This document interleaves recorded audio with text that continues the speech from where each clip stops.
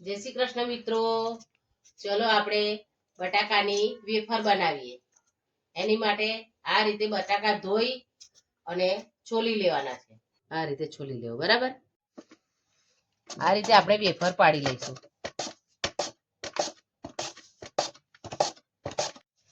આ રીતે આપણે બધી વેફર પાડી લેવાની છે.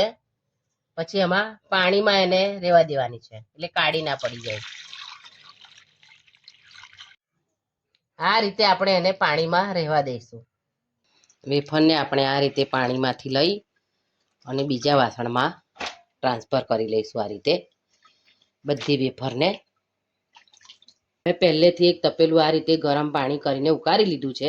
હવે બધી વેફર આપણે એમાં નાખી દઈશું. આ રીતે ઉમેરી દઈશું અંદર. આ રીતે ઉમેરી અને હલાવી લઈશું. પછી આ રીતે ફટકડી બજારમાં મળે છે, તમને કોઈ પણ કરિયાણાવાળાના સ્ટોરની દુકાનમાં મળી જશે તમને. એને એક વખત આપણે આ રીતે આમ ફેરવી લેવાની છે. આ રીતે એક બે વખત, તો વેફર આપણી કાળી નહીં પડે, સરસ સફેદ જ રહેશે. હવે આપણે એને બફાવા દઈશું. આ વેફર આપણી બફાઈ ગઈ છે. હવે આપણે એક પ્લેટમાં એને લઈ લઈશું અને ઠંડી થવા દઈશું. એને આખો દિવસ આ રીતે તાપમાં સુકાવા દઈએ.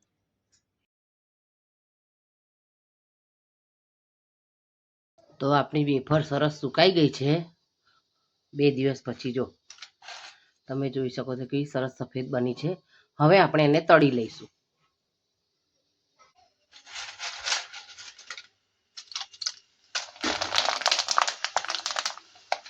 આ રીતે આપણે એને તળી લઈશું બધી વેફરને.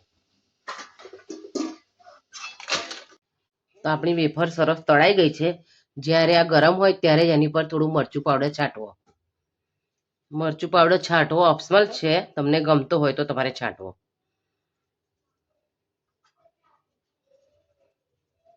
મરચું પાવડર છાંટશો, મીઠું મરચું પાવડર થોડો, તો ટેસ્ટી લાગશે.